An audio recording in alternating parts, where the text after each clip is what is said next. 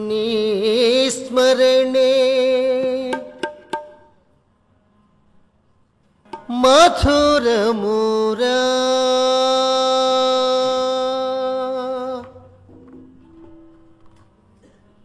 మెహర్ మెహరని తపింతురా నీ స్మరణే మధురమురా మెహర్ మెహరని తపింతురా నీ స్మరణే మధురమురా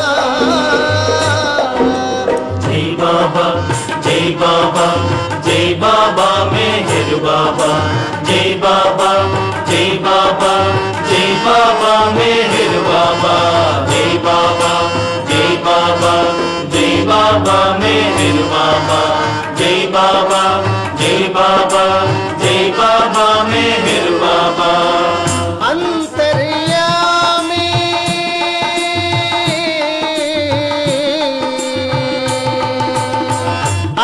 అంతర్యామి అనంతుడవు నీవు నన్ను ప్రేమించావు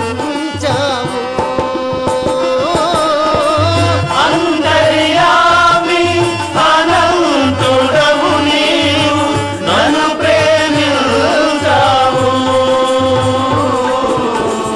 నన్ను ప్రేమించావు జై బాబా జై బాబా జై బాబా మెహర్ బాబా జై బాబా జై బాబా జై బాబా మెహర్ బాబా జై బాబా జై బాబా జై బాబా మెహర్ బాబా జై బాబా జై బాబా జై బాబా మెహర్ బాబా పరమాత్ముడవు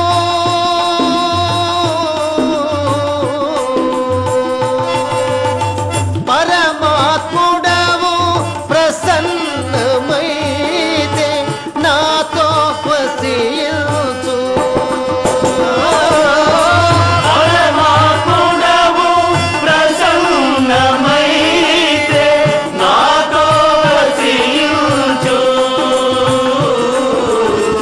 నాతో వసించు జై బాబా జై బాబా జై బాబా మెహర్ బాబా జై బాబా జై బాబా జై బాబా మెహర్ బాబా జై బాబా జై బాబా జై బాబా మెహర్ బాబా జై బాబా జై బాబా జై బాబా మెహర్ బాబా హృదయ నివాస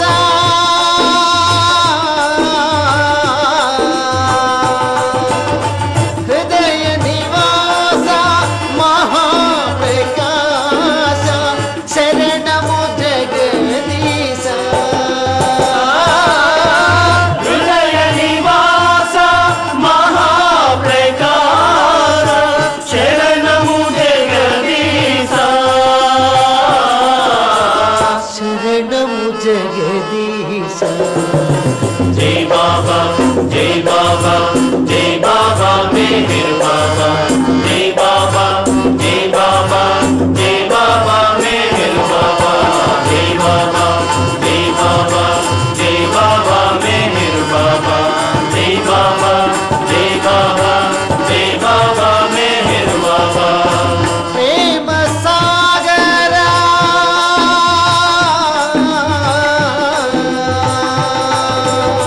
ప్రేమ సాగరా పరాత్పరా హరి హరుడవు నీవేనా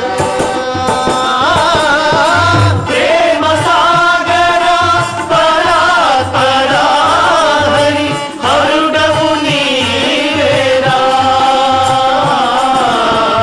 హరుడవు నీవేనా జై బాబా జై బాబా జై బాబా మెహర్ బాబా జై బాబా జై బాబా జై బాబా మెహర్ బాబా జై బాబా జై బాబా జై బాబా మెహర్ బాబా జై బాబా జై బాబా జై బాబా మెహర్ బాబా సుందర రూపా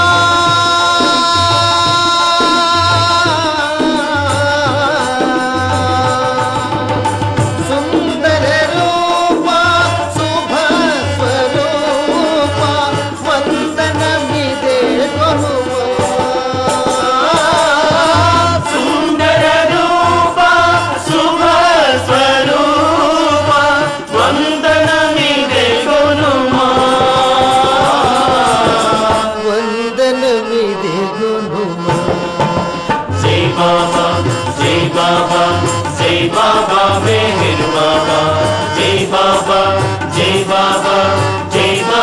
मेहर बाबा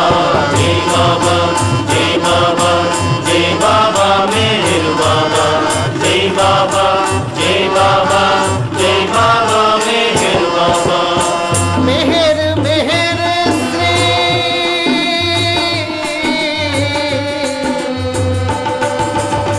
मेहर मेहर श्री स्वरं निवास सर्वजन पोष मेहर मेहर श्री स्वरं निवास सर्वजन पोषा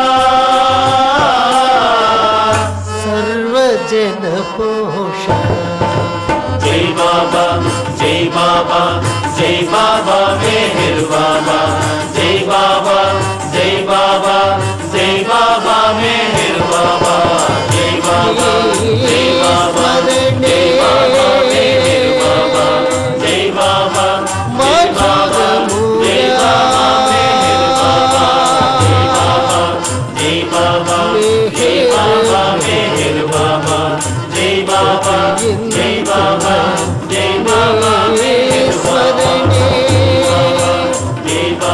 मथुर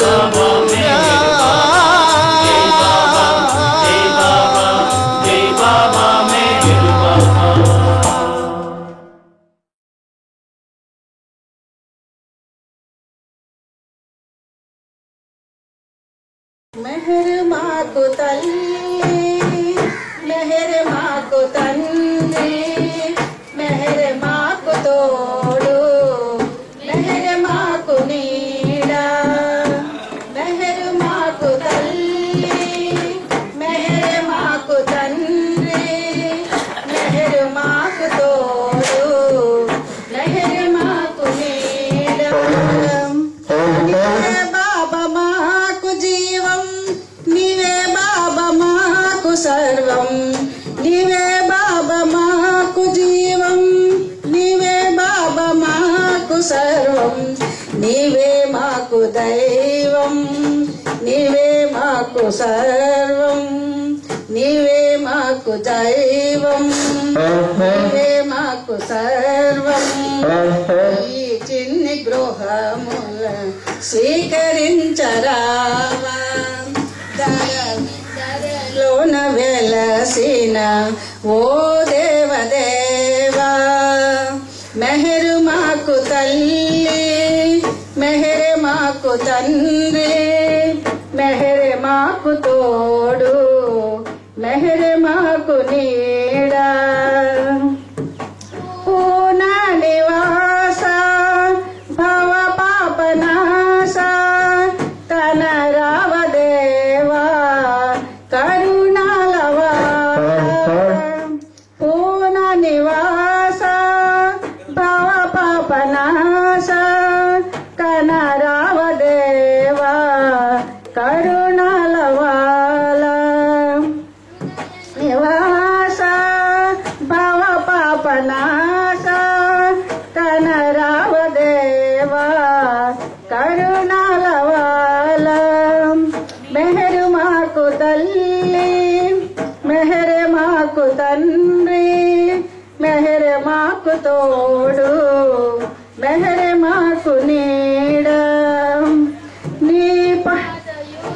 నీ పదయుగలము పూజింపనైవా కలలోనైనా కనిపించరావా నీ పదయుగలము పూజింపనైవా కలలోనైనా కనిపించరావా మెహరు మాకు తల్లి మెహరు మాకు తండ్రి మెహరు మాకు తోడు మెహరు మాకు నీడ మహిళ వెలసిన మెహరు బాబా మదిలో నిలచిన మౌన స్వరూప మహిళ వెలసిన మెహరు బాబా మదిలో నిలచిన మౌన స్వరూప నీ పదయుగళము పూజింపనీవా నీ పదయుగళము పూజింపనీవా హృదయాన నిలచిన హృదయ నివాస హృదయాన నిలచిన హృదయ నివాస మెహర్ మాకు తల్లి మెహర్ మాకు తండ్రి మెహర్ మాకు తోడు మెహర్ మాకు నీడా అవతార్ మెహర్ బాబా की जय।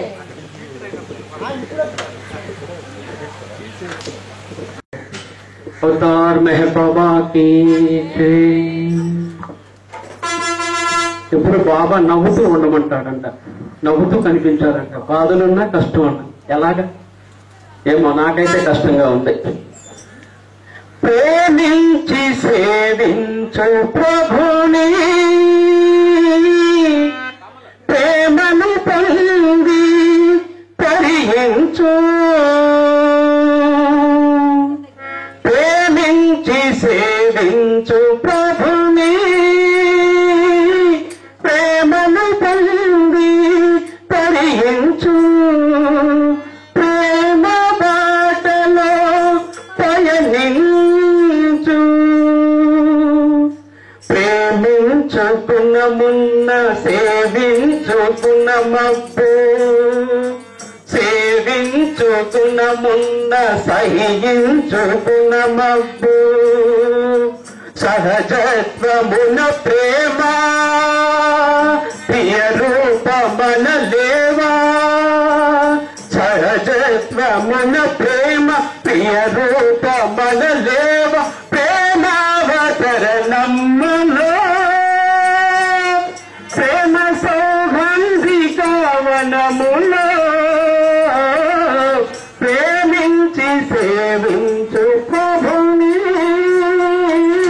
ప్రేమను పొంది తరించు ప్రేమ బాటలో పయనించు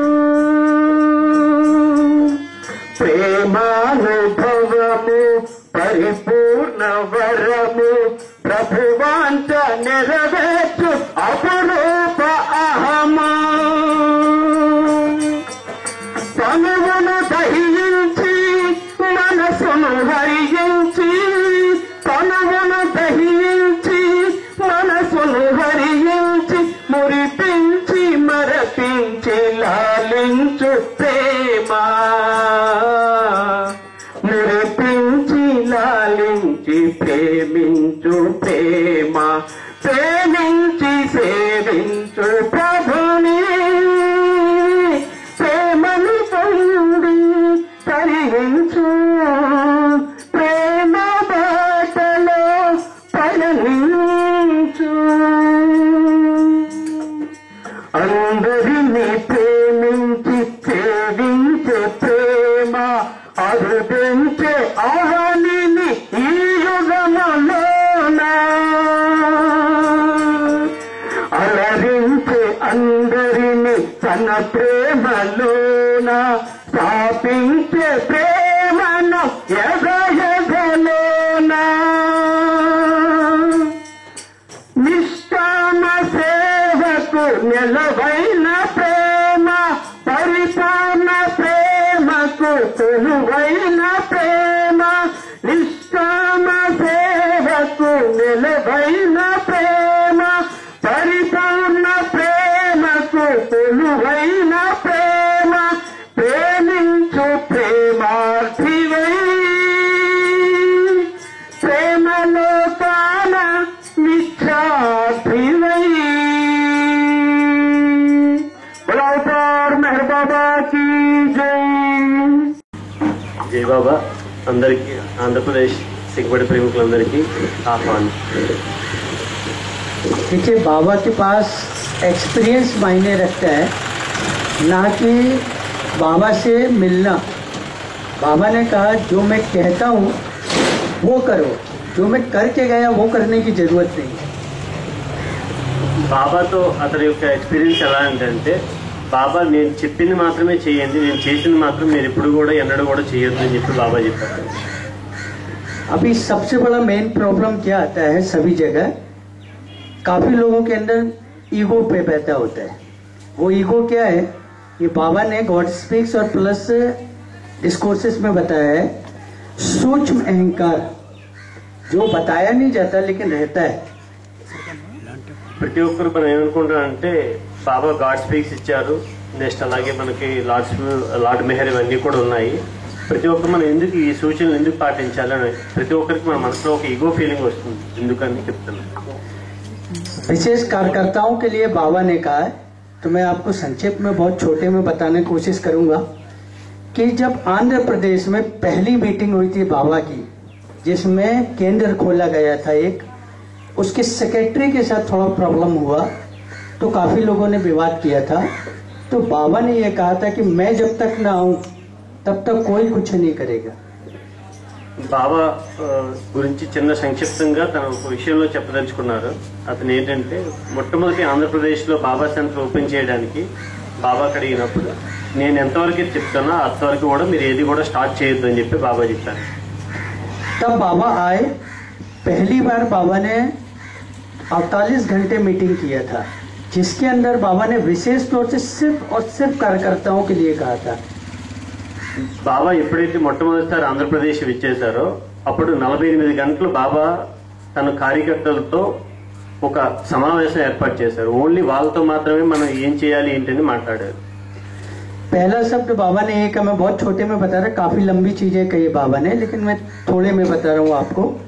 पहला कहा है कि कार्यकर्ता कैसा होना चाहिए. पहला उसका कार्य होना चाहिए, जब अगर वो कार्य करता है तो ओनली फॉर बाबा. ये नहीं सोचना चाहिए उसको कि मेरा इसमें नाम आना चाहिए या इसके बाद मुझे कोई पूछे या मुझे कोई रिस्पेक्ट दे, इस चीज की उम्मीद उसको बिल्कुल नहीं करना चाहिए. दूसरा, अगर वो मेरे लिए कार्य करता है तो ये समझ के करें ये ओनली उसके लिए एक सौभाग्य है जो बाबा ने उसको एक रिस्पॉन्सिबिलिटी दी है, उसको जितनी ईमानदारी से कर सके उसको करें और उसके बाद भूल जाए उसको कि मैंने कुछ किया है. బాబా యొక్క మొదటి సూచన ఏంటంటే కార్యకర్తలకి నేను ఏ పని ఇచ్చినా కూడా అది ఖచ్చితంగా నిబద్ధతతో మాత్రమే చేయాలి. మీ సొంత తెలివితేటలు కానీ ఇటువంటి దాంట్లో ఎటువంటిది కూడా ప్రయత్నించరాదు. రెండోది ఏంటంటే మీరు చేసే పని ఏదైనా కూడా అది బాబా ఇచ్చ మాత్రమే. మీకు అది చేసిన తర్వాత దాంతో ఎటువంటి సంబంధం కానీ ఎటువంటి మీకు ఒక రెస్పాన్సిబిలిటీ కానీ లేకపోతే నేనేదో చేశాననే ఒక చిన్న అహంభావం కానీ ఏ మాత్రం కూడా చిన్న ఇసుమంతా కూడా మీలో కలగకూడదు. ఇదంతా కూడా బాబా ఇచ్చే. మీరు నేను చెప్పింది చేసిన తర్వాత ఆ పని గురించి పూర్తిగా మర్చిపోవాలి. उसके बाद बाबा से लोगों ने प्रश्न किया कि बाबा अगर हम ये, बाबा ने कहा सबसे पहले तो ये केंद्र बंद कर दीजिए. जिस जगह पर अगर किसी धर्म या किसी बात पे विवाद पैदा हो जाए तो वहाँ प्रेम और ईश्वर रहता ही नहीं है, वहाँ सिर्फ और सिर्फ स्वार्थ रहता है. तो बाबा ने कहा सबसे पहले केंद्र बंद करो. तो लोगों ने ये प्रश्न किया बाबा अगर केंद्र बंद कर दिया तो प्रवचन नहीं होगा, चर्चा नहीं होगी, तो आपके बाबा लवर्स कैसे बनेंगे. బాబా మొట్టమొదటి ఏం చేయమనంటే ఫస్ట్ బాబా సెంటర్ అసలు ఫస్ట్ క్లోజ్ చేసామని చెప్పారు. అసలు బాబా ఎందుకు క్లోజ్ చేసామన్నారంటే మనం ఒకవేళ మనలో మనం ఒక ఎంత ఈర్ష్యభావాలు అహంభావం ఇవన్నీ పెరుగుతుంటే మనకి ప్రేమ అనేది ఎక్కడ మనకు వస్తుంది, ప్రేమ మనకి ఎక్కడి నుంచి పుడుతుంది అని చెప్పి బాబా చెప్తే అప్పుడు కొంతమంది కార్యకర్తలు వాళ్ళందరూ ఏం చెప్పారంటే బాబా మనకి బాబా సెంటర్ లేకపోతే మన ప్రవచనాలు ఇవన్నీ కూడా మరి ఎక్కడ జరుపుకుంటాం అని అడిగారు. तब बाबा से लोगों ने जब ये प्रश्न किया तो बाबा ने कहा ये पॉसिबल नहीं, क्योंकि मेरा कार्य किसी चीज से रुकता नहीं है. मैं कालयुग राम में आया तो मुझे किसी प्रवचन की जरूरत नहीं पड़ी. मैं जीसस के रूप में आया तो मुझे किसी प्रवचन की जरूरत नहीं पड़ी. मैं बौद्ध के रूप में आया तो मुझे प्रवचन की जरूरत नहीं पड़ी, ना किसी केंद्र की. ईश्वर अपना कार्य खुद करता है, लेकिन ये सौभाग्य मैं तुमको देता हूँ कि तुम अगर किसी को बाबा प्रेमी बनाते हो या उसको बाबा का नाम बताते हो तो ये इसमें तुम्हारा प्लस पॉइंट है कि जो तुम्हारे संस्कार हैं वो क्लोज होते हैं और मेरे कार्य में मदद करते हो. ये मैं तुम्हें सौभाग्य देता हूँ, नहीं तो मैं प्रत्येक बच्चा बाबा प्रेमी पैदा कर सकता हूँ. బాబా యొక్క పని ఎవరు కూడా దాన్ని ఆపడం కానీ లేకపోతే స్టార్ట్ చేయడం కానీ అంటూ ఏమీ ఉండదు. తన పని తను ఎలా చేసుకున్నారంటే రామావతారం నుంచి విష్ణువతారం కూడా నేను ఏం చెప్పకపోయినా కూడా బుద్ధావతారంలో కానీ రామావతారంలో కానీ ఎక్కడ కూడా జీసస్ టైంలో కానీ ప్రతి అవతారంలో కూడా నేను ఏది కూడా బోధించలేదు.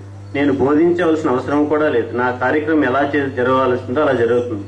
మీరు కార్యకర్తగా బాబా ప్రేమికులుగా బాబా డెవోటీస్ గా మీరు ఏదైనా చేయాలంటే అది మీ సంస్కార ఫలితంగా మీరు ఎవరినైనా బాబా ప్రేమికులుగా మార్చొచ్చు.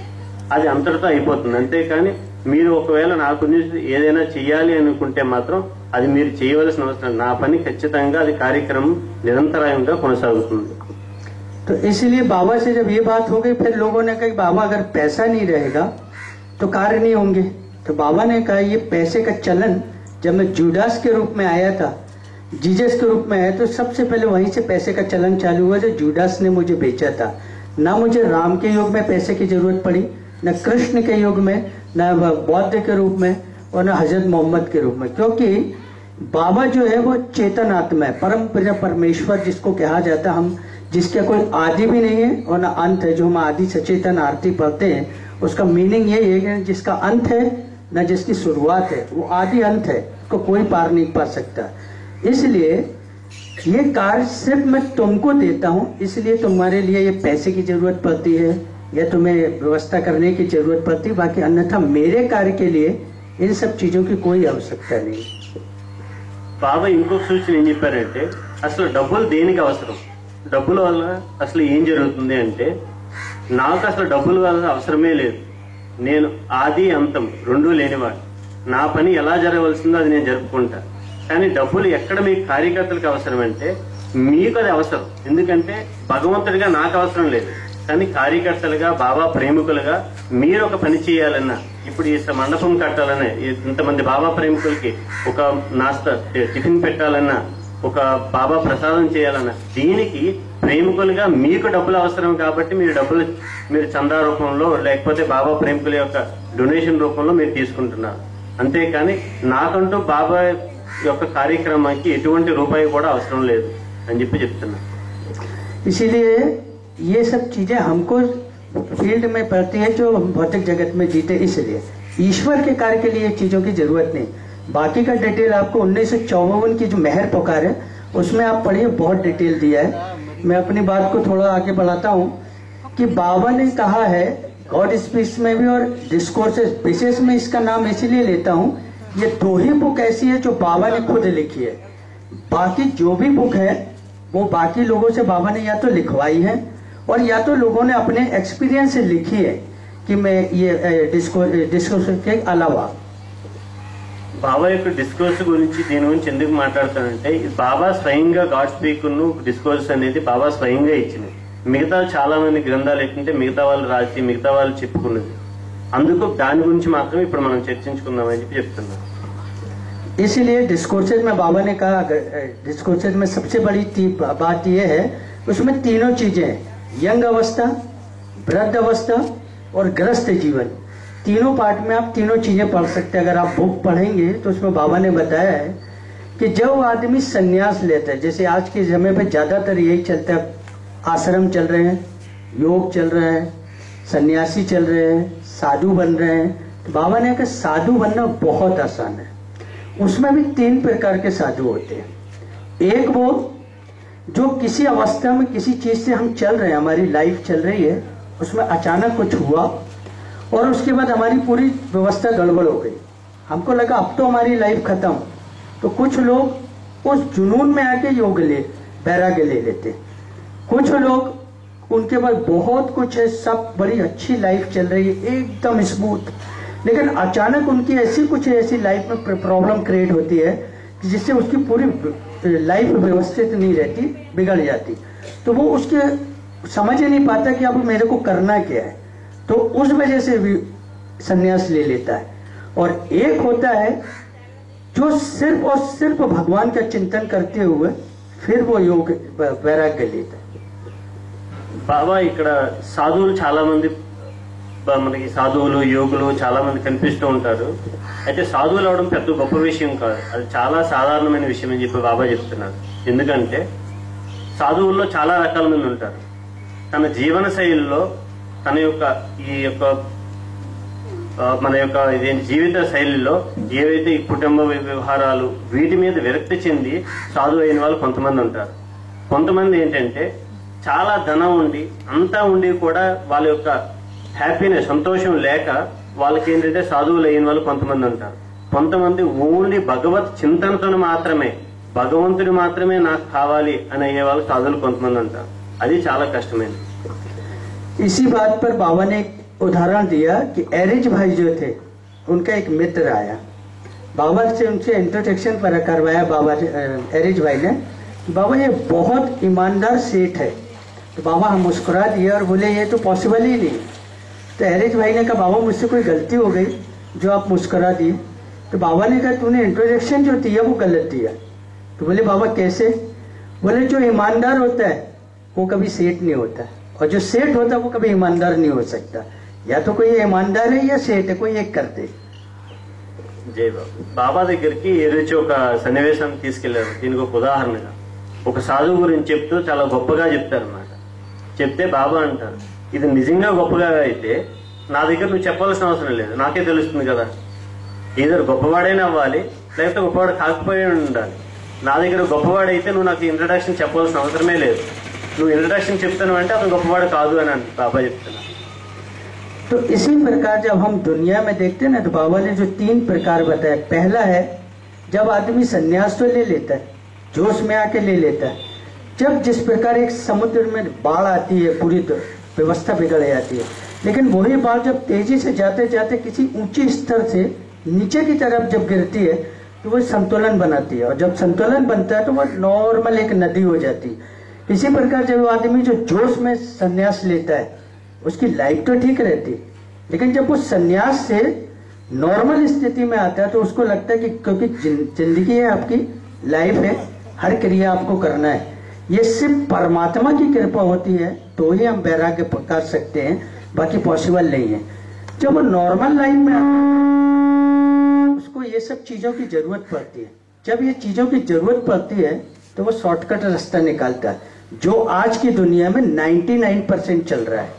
या तो आश्रम खुलता है, फिर उसके पास प्रवचन आते हैं, व्यवस्थाएं बनती है, फिर गाड़ियां आती है, धीरे धीरे वो अपनी सारी जो उसकी इच्छाएं है वो पूरी करने लगता है.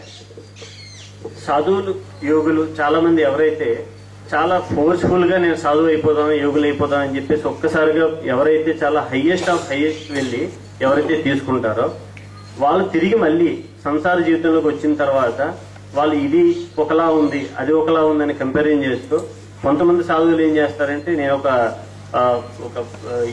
ఆశ్రమం నెలకొల్పి ఆశ్రమంలో ప్రవచనాలు చేసి తర్వాత తన ఆస్తి అంతా సంపాదించుకున్న తర్వాత భగవంతుడు అనే ఏదైతే తన లైన్ లోకి రావాలో ఆ లైన్ నుంచి ఏంటంటే తను డివైడ్ అయిపోతుంటాడు.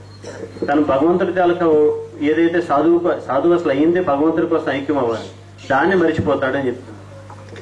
दूसरा होता है जो जोश में ले तो लेता है लेकिन आगे जाके जब उसको तकलीफ होती है तो या तो वो संन्यास छोड़ देता है और या तो सुसाइड कर लेता है. क्योंकि जब भी हम हिंदू धर्म के हिसाब से देखा जाए तो जब साधु का नाम आता है तो उसकी एक छवि अलग बनती है. तो जब उसको वो प्रॉब्लम क्रिएट होती है तो वो उसको कर नहीं पाता है क्योंकि उसको लगता है अगर मैं ये गलत काम करता हूँ या कुछ करता हूँ तो मेरी छवि खराब होगी. तो बीच का रास्ता वो निकाल नहीं पाता, या तो सुसाइड कर लेता है. तीसरा होता है जो ईश्वर के हिसाब से बनता है, जिनके सबसे मेन बात जो होती बाबा ने का डिस्कोर्सेस में बताया गृहस्थ जीवन में कि सबसे बड़ा गुरु और सबसे बड़ा केंद्र और सबसे बड़ा मंदिर घर का होता है. घर के माता पिता वो जो क्रिएट करते हैं वही बच्चे के अंदर आता है. బాబా చెప్పిన ఈ ముగ్గురు సాధువుల గుణాలు ఎలాంటివి అంటే ఒకటి మనం ముందు చెప్పుకున్నట్టుగా, రెండోది ఏంటంటే కొంతమంది వాళ్ళు సడన్ గా ఏదైతే ఎంతైతే ఉత్సాహంగా వాళ్ళు బాబా యొక్క సాధువులు అయిపోదామని వస్తారో వాళ్ళ తర్వాత దాని యొక్క సాధువు తత్వాన్ని వాళ్ళు భరించలేక ఏదో వాళ్ళు సూసైడ్ చేసుకోవడం కానీ వాళ్ళు అక్కడికి దాన్ని అంతం చేయడం కానీ లేకపోతే షార్ట్ కట్ రాస్తాలు వెతుక్కోవడం కానీ ఉంటారు. ఇంకొకటి ఏంటంటే నిజంగా భగవంతుడి యొక్క సాక్షాత్కారంతో భగవంతుడి యొక్క కృపతో సాధువులైన వాళ్ళు కొంతమంది ఉంటారు. వాళ్ళ యొక్క జీవన శైలి ఎలా ఉంటుందంటే వాళ్ళు నిజంగా భగవంతుడి కృపతో వాళ్ళ మొట్టమొదటి గుడి ఏంటి అంటే ఇల్లే దైవం. అక్కడ ఇంటిలో తన తల్లి తండ్రి మాత్రమే దేవతలుగా ఉండి వాళ్ళ నుంచి వచ్చే వాళ్ళు ఉంటారు. వాళ్ళ గురించి మూడో రకమైన సాధువుల గురించి చెప్తున్నాను. वो कैसे होता है, जैसे रामायण में कहा गया है, आपको मैं उदाहरण के रूप में बता रहा हूँ, बाबा ने नहीं कहा, रामायण में है। रामायण में जब रामायण स्टार्ट हुई तो भगवान शंकर ने माता पार्वती को एक पूरी रामायण सुनाई गई, ना कि उन्होंने किसी देवी देवताओं को बुलाया। उसका रीजन ये है, जब जगत के माता पिता अध्यात्म की बात करते हैं तो पूरी दुनिया में अध्यात्म होता है। इसी प्रकार जब हम माता पिता अगर घर में अध्यात्म का माहौल बनाते हैं, अध्यात्म की पूजा करते हैं, अध्यात्म की बात करते हैं, तो वो हमारे बच्चों में आता है। उसको उदाहरण बाबा ने अखंड ज्योति में ऐसे दिया कि एक व्यक्ति था जो बाबा के पास आया था। उसने कहा बाबा मैं मैरिज कर रहा हूँ। वो सिर्फ एक ही पूरे फैमिली में एक ही व्यक्ति था जो बाबा को मानता था, बाकी कोई नहीं मानता था। मैं मैरिज करना चाहता तो मुझे कुछ सजेशन दीजिए। बाबा ने कहा ठीक है, मैं आपको देता हूँ सजेशन। मेरी आज्ञा है कि जिस दिन जो फर्स्ट नाइट रहती है वो आप घर पर नहीं करना, ऐसी जगह जाना जहाँ पर मतलब धंधा वगैरह जो भी नॉर्मल रहता है, पर घर पे नहीं करना। बोले बाबा ये पॉसिबल नहीं है, क्योंकि समाज है, ये पॉसिबल नहीं है। బాబా ఇక్కడ బాబా దగ్గరికి వచ్చిన ఒక దీని గురించి చెప్తాను అనమాట. ఒక ఫ్యామిలీలో అఖండ జ్యోతిలో వాళ్ళు ఏంటంటే ఓన్లీ ఫ్యామిలీ అంతా కూడా బాబాని ఎవరు నమ్మరు, కానీ ఒకే ఒక్కరు నమ్ముతారు. తను పెళ్లి చేసుకోవడానికి యాక్చువల్గా ఏంటంటే బాబాకు ఒక సలహా అడుగుతారు. సలహా అడిగితే సరే నువ్వు పెళ్లి చేసుకో, కానీ నీ మొదటి రాత్రి ఏదైతే జరుగుతుందో అది ఏంటంటే నువ్వు మీ ఇంట్లో కాకుండా బయట చేసుకో అని చెప్పి అంటారు. అప్పుడు బాబాకి ఇది ఎలా జరుగుతుంది, ఇది సమాజానికి విరుద్ధం కదా అని చెప్పి అంటున్నారు. దాని గురించి బాబా ఏం చెప్తారు కదా. फिर बाबा ने कहा ठीक है तेरी जो मर्जी कोशिश करना। वो गए, अपनी मदर फादर को बहुत समझाया, समाज में समझाया, लेकिन लोगों ने माना नहीं। उसकी मैरिज हो गई, एक बच्ची हुई। ठीक 18 साल के बाद वो बच्ची उसी जगह गई जहाँ बाबा ने जाने बोला था। तो इसको क्लिक हुआ एकदम से कि मेरे फैमिली में तो कोई ऐसा है नहीं, ना हमारी समाज में कोई ऐसा है, फिर मेरे साथ ये क्यों हुआ। उसको एकदम क्लिक हो कि बाबा ने मुझसे कहा था कहीं इसकी वजह से तो नहीं हुआ। तो वो बाबा के पास आया, बाबा से बोले बाबा मेरे से जो गलती हुई उसकी सजा मेरे बच्चे को क्यों दी। बाबा ने कहा मैं किसी को पनिशमेंट नहीं देता, मैं एक्चुअली गॉड हूँ, मुझे मालूम था कि उस समय तेरे मन में क्या है। अगर तू मेरे को आज्ञा का पालन करता तो ये संस्कार कहीं और जाके खत्म हो जाते और तेरी लाइफ में कोई अच्छे संस्कार आते। బాబా యొక్క మాట వినకుండా ఏంటంటే తను పెళ్లి చేసుకుంటాడు, అలాగే తనకి ఒక బాబు పుడతాడు. బాబు పుట్టిన తర్వాత తన 18 సంవత్సరాలు ఎప్పుడైతే వయసు వస్తుందో ఆ వయసులో బాబా ఏదైతే ప్లేస్ తనకు ముందు తినికి ఏదైతే చెప్పాడో ఆ ప్లేస్ కి తన కుమారుడు వెళ్ళని చూస్తాడు. అదేంటి బాబా నాతో అది కథ అంటే అంతం అయిపోవాలనుకున్నాను కదా, మీరు నా బాబుకు వచ్చేటట్లు ఇది మీ యొక్క కృప వల్ల వచ్చిందా లేకపోతే మీరు శాపం పెట్టారా అని భగవంతుడు బాబాకు అడిగితే నేను ఏదైతే చెప్పానో అది నీతో అది సంస్కారం అంతమైపోయేది, నువ్వు అక్కడ నా ఆజ్ఞ పాటించినందువలన ఈ రోజు ఆ సంస్కారం అనేది నీ కొడుకు రూపంలో అది చెందుతుంది పాలిస్తుంది అని చెప్పి.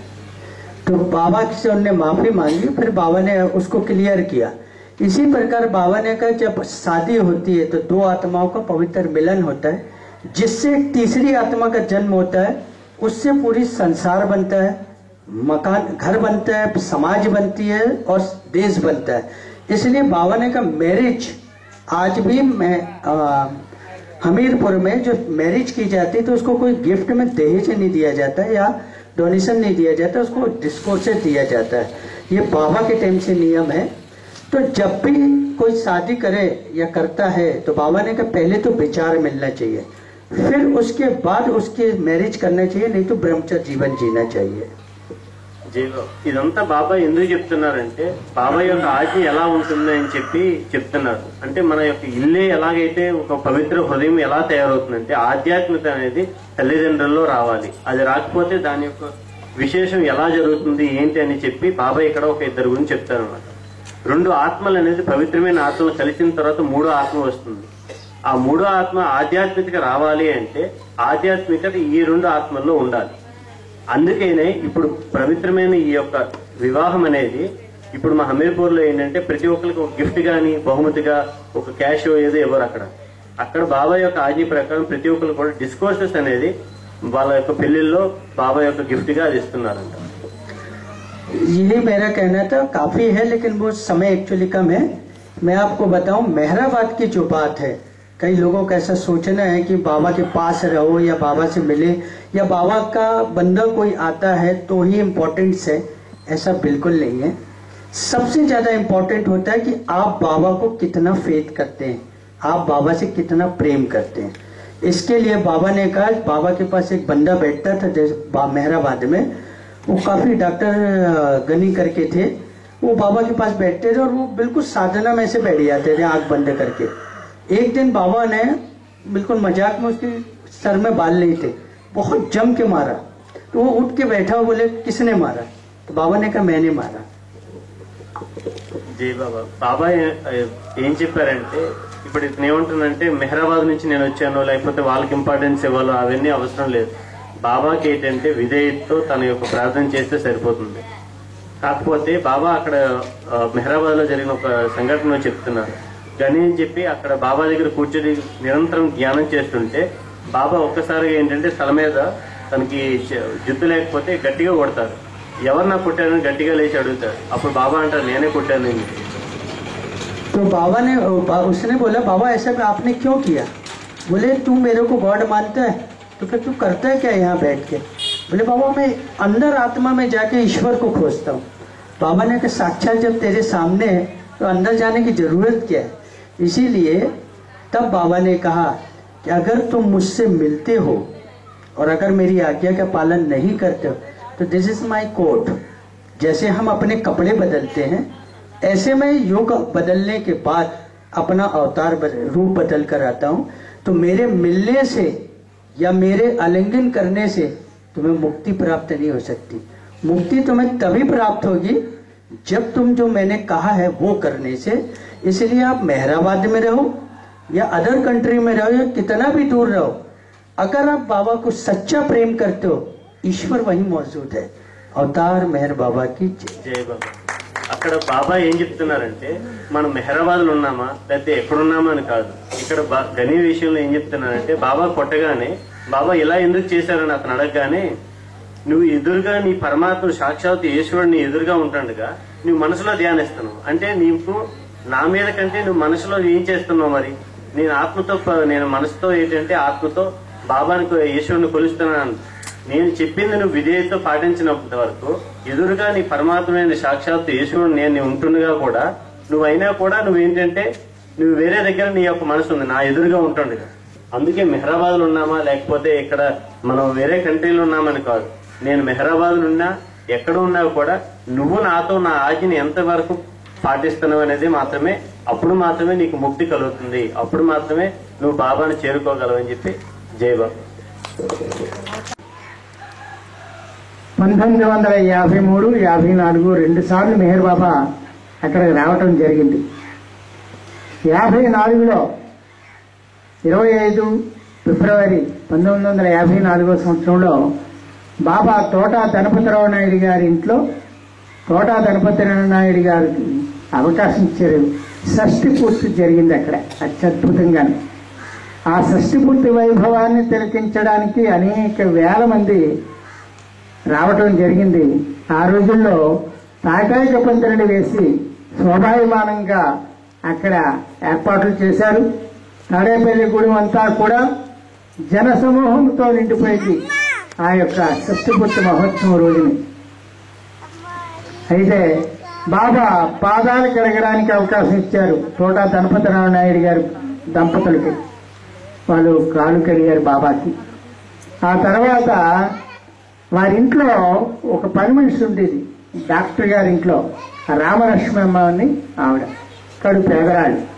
ఆవిడ ఎంత ఆనందించిందంటే మా డాక్టర్ గారి ఇంట్లో సర్వేశ్వరుడైన భగవంతుని యొక్క దర్శనం లభిస్తుంది, నాకు ఈజీగా కూడా ఆ బాబా దర్శనం చేసుకోవచ్చని ఆవిడ భావన చెందింది. కానీ మన చాలా మంది ఆ బాబా చుట్టూ మొగడం వలన గణపతిరావు నాయుడు గారు కూడా ఆ దాంట్లో ఉండిపోవడం వలన ఈ రామలక్ష్మమ్మకి కడు పేదరాలు, ఆ ఇంటి పని మనిషి కదా, ఆమె వెళ్దాం బాబాను దర్శించుకుందాం అంటే అవకాశం కుదరలేదు. అనేక మంది అక్కడ చుట్టూ మొగడం వలన ఆమెకు దర్శనం లభించలేదు. ఆమె మనసులో ఏమన్నా అనుకుంది, గొప్పవారికైనా మెహర్ బాబా దేవుడు, మా పేదవాళ్ళకి దేవుడు కాదా, నాకు దర్శనం ఇస్తారనుకున్నాం కానీ ఇవ్వలేకపోయాడని విసరిసలాడుతూ ఇంటికి వెళ్ళిపోయింది. అయితే మన మానవునికి ఏం తెలియదు కదా మనసులో మాట, కానీ భగవంతుడు బాబాకి మాత్రం తెలిసింది. వెంటనే అక్కడ దర్శనం ఆఫ్ చేసి వెంటనే బయటికి వెళ్తే వడివడిగా ఉంటుంటే వెనకాతల పరివారం అంతా పరుగులు చేస్తుంది. బాబా ఎక్కడికి వెళ్తున్నారని తీరా చూస్తే ఈయన తిన్నగా రామలక్ష్మి ఉన్న పూరి గుడిసికి వెళ్ళారు. వెళ్ళి అక్కడ నులక మంచం మీద కూర్చొని, ఇదిగో నేను వచ్చాను, నేను గొప్పవాళ్ళకే కాదు పేదవాళ్ళకి కూడా దేవుడినే, నువ్వేదైతే అనుకున్నావో నీకు నేను దర్శనం ఇవ్వడానికి వచ్చానని ఎప్పుడైతే బాబా ఆ విధంగా అనేసరికి కళ్ళంతా నీళ్లు కారుస్తూ కిన్నురాలైపోయింది. ఆశ్చర్యపోయింది. మీరు బాబా సాక్షాత్తు భగవంతుడే నా ఇంటికి వచ్చాడా అని ఆమె ఆనందంతో కన్నీళ్ల పర్యాంతంగా పదాక్రాంతులైనారు బాబా. అక్కడ ఆవిడ రామలక్ష్మణ్ గారు. అందువల్ల బాబా యొక్క రూపాన్ని చూడాలని తహతహ వారి వారికి నిజ దర్శనం ఇస్తారు బాబా. బాబా నామాన్ని తలిచే వారికి అనుక్షణం వారు వెంటే ఉంటారు. ఆయన కొంగు గట్టిగా పట్టుకున్న వాళ్ళకి ఆయన తోడుగా నిలుస్తారు. ఇది యథార్థ విషయం. ఇది ఇక్కడి వరకు ఒక సంఘటన. డాక్టర్ విజయసారథి గారు, ఆయన పేరు వినని వారు ఎవరూ లేరు. ఆయన మంచి వక్త. అయితే రామారావుపేట అనే చోట బాబా సెంటర్ కట్టాలని ఆలోచన చేశారు. ఆ స్థలం కూడా ఒక బాబా ప్రేమికురాలేదు అయినప్పటికీ కూడా ఆ సెంటర్లోని ఈ షష్ఠి పూర్తి జరిపిన ఈ ఇల్లు వేరే వారికి వెళ్ళిపోయింది. కానీ డాక్టర్ గారు అంటే విజయసారథి గారి మనసులో, అయ్యో షష్ఠి పూర్తి సాక్షాత్తు భగవంతుడు ఇక్కడ జరిపించుకున్నారే, ఈ ఇల్లు అన్యాక్రాంతం అయిపోయిందే, ఎలాగా అని మదన పడుతున్నారు ఆయన. ఆ సమయంలో ఆ ఇల్లును విరగొడుతున్నప్పుడు ఆ రాళ్లన్నీ తీసుకొచ్చి ఈ రామారావుపేట సెంటర్లోని ఆ యొక్క 7 మెట్టులు ఆ రాళ్లతోనే కట్టించి సాటిస్ఫాక్షన్ అయ్యారు.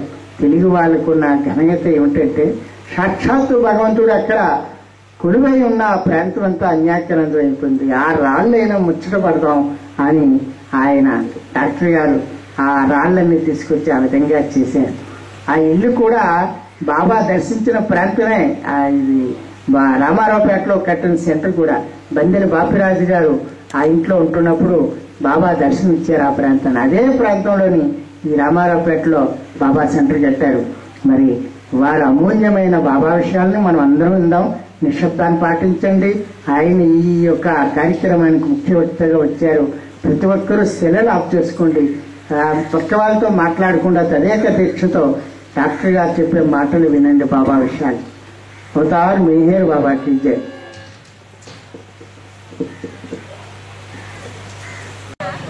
ఎంతగా వేడినా పలుకవే మరి వేదన రగిలెనో ప్రియతమా మెహేరు ప్రియతమా. ఎంతగా వేడినా పలుకవే తరచు నీదు పాద సేవ చేయలేదనా అరసి నీదు ప్రేమ పాట మసలలేదనా తరచు నీదు పాద సేవ చేయలేదనా అరసి నీదు ప్రేమ పాట మసలలేదనా. ఏమని నీవింతగా పదుల పలుకవు ఏమని నీవింతగా పదుల పలుకవు సుతులు వెదలు దీచు తండ్రి కలుకకూడదు. ఎంతగా వేడినా పలుకవే మది వేదన రగిలెనో ప్రియతమా మెహేరు ప్రియతమా. ఎంతగా వేడినా పలుకవే నిండుకుండ తొనకదన్న సామెతున్నది దంభ మెరుగదన్న సూక్తి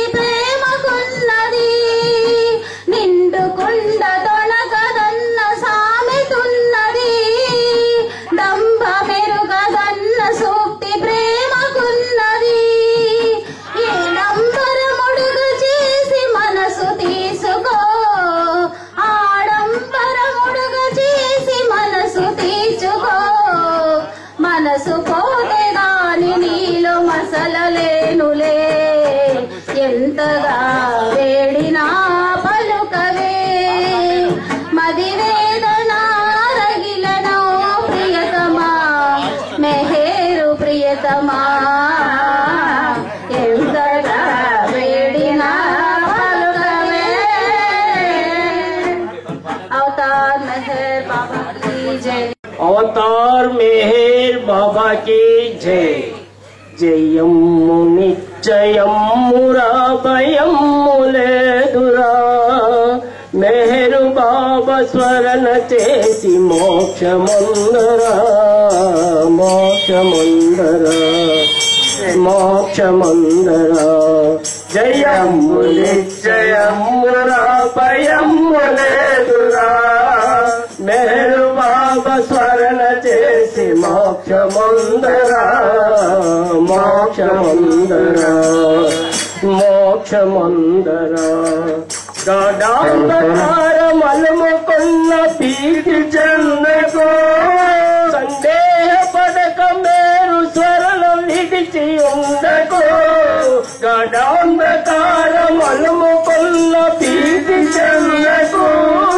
సందేహ పడక మేరు స్వరణ విడిచి ఉండకో విడిచి ఉండకో సిల్లు సంపదలకు నీవు మోసపోకుమా సిల్లు సంపదలకు నీవు మోసపోకుమా మోసపోకుమా జయమ్ము నిశ్చయమ్మురా భయమ్ములేదురా మెహరు బాబా స్మరణ చేసి మోక్షమందరా మోక్షమందరా మోక్షమందరా ముక్కు చెవులు మూసి మూల కూర్చొనవద్దు నేరు కళ్ళు మూసి కఠిన ధ్యానములద్దు ముక్కు చెవులు మూసి మూల కూర్చొనవద్దు నోరు కళ్ళు మూసి కఠిన ధ్యానములద్దు ధ్యానములద్దు పవిత్రమైన మనసు తోడ బాబయనుమురా పవిత్రమైన మనసు తోడ బాబయనుమురా మే బాబయనుమురా జయమ్ము నిశ్చయమ్మురా భయమ్ములేదురా రామ శరణ చేసి మోక్షమందరా మోక్షమందరా మోక్షమందరా మానవ జన్మము మళ్ళీ రాదు మానవా బాబా పాద పద్మమంబు మనము నిలుపురా మానవ జన్మము మళ్ళీ రాదు మానవా బాబా పాద పద్మమంబు మనము నిలుపురా మనము నిలుపురా ఏటికి తను తుదకి కాటికి పోదా ఏటికి తను తుదకి కాటికి పోదా కాటికి పోదా జయంబు నిశ్చయంబురా భయంబు లేదురా మేరు బాబా స్మరణ చేసి మోక్షమందురా మోక్షమందురా అరుణ కళ్ళు నవ్వు ముఖము బాబా దేనురా వెన్నలాంటి మనసు మేరు బాబా దేనురా కరుణ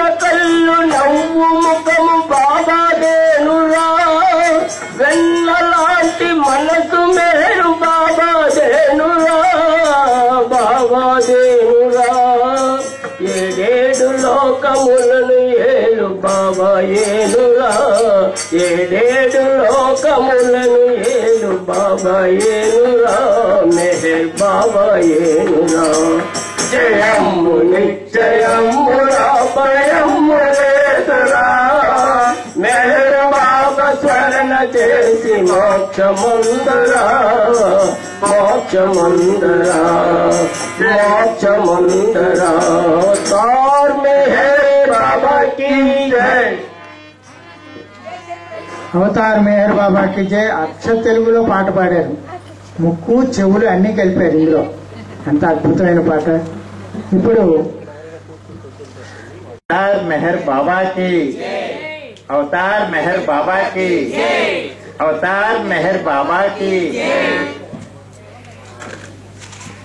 నేడు శిఖవడిలో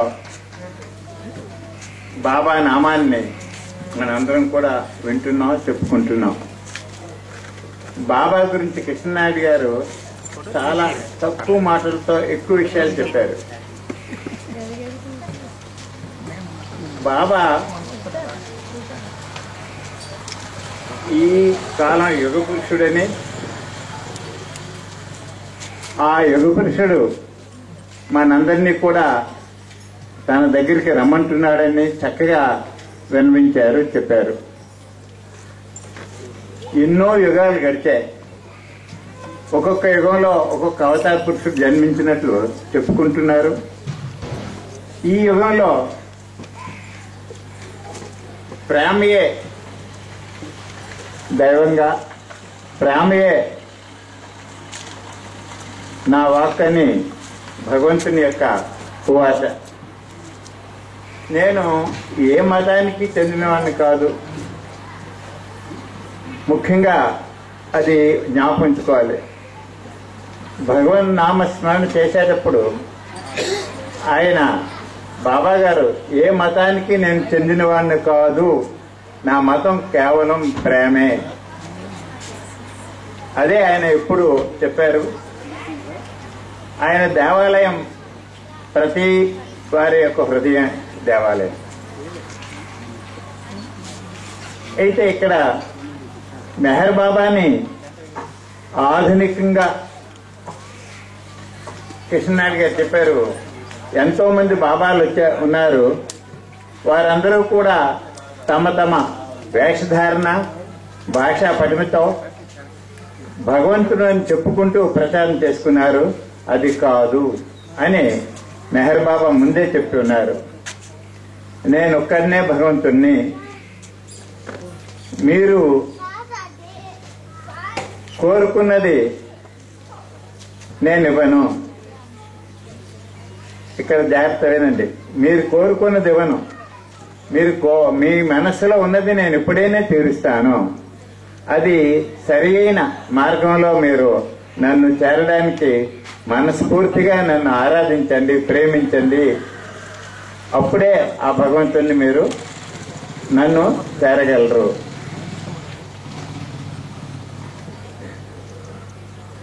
పార్వతీపురంలో డిసెంబర్ 15వ తేదీ మా 42వ వార్షికోత్సవం ఉంది. అందరూ రావాలని మరొకసారి చెప్తున్నాను. ఎవరు కూడా మిస్ అవ్వకుండా మీ ఎక్కువ మంది రావాలని మా అందరి యొక్క కోరిక. ఆ భగవన్నామ స్మరణాన్ని, ప్రేమని అందరం పంచుకుందాం. అందరూ దయచేసి రండి. నాకు ఈ అవకాశాన్ని ఇచ్చినటువంటి మా నాగేశ్వరరావు గారికి మరొకసారి ప్రేమాభివందనాలు. మెహర్ బాబా की जय. प्रेमावतार दिव्यावतार मौनावतार प्रेमावतार दिव्यावतार मौनावतार तनुవు మనసు నీ కప్పించుటే చాలని తనువు మనసు నీ కప్పించుటే చాలని ఏ కోర్కెలింకరావని దీవించుమా ఏ కోర్కెలింకరావని దీవించుమా ప్రేమావతార దివ్యావతార మౌనావతార నిజముగా నిత్యము నిన్ను సేవించుటే చాలని నిజముగా నిత్యము నిన్ను సేవించుటే చాలని నా భారమంతా దీవింపుమా నా బాలమంస నీదని దీవింపుమా ప్రేమావతార దివ్యావతార మౌనావతార ఆశతో ఆశతో నేను ప్రేమించుటే చాలని ఆశతో ఆశతో నిన్ను ప్రేమించుటే చాలని ఏ ఆశయించలేదని దీవించుమా ఏ ఆశయించలేదని దీవించుమా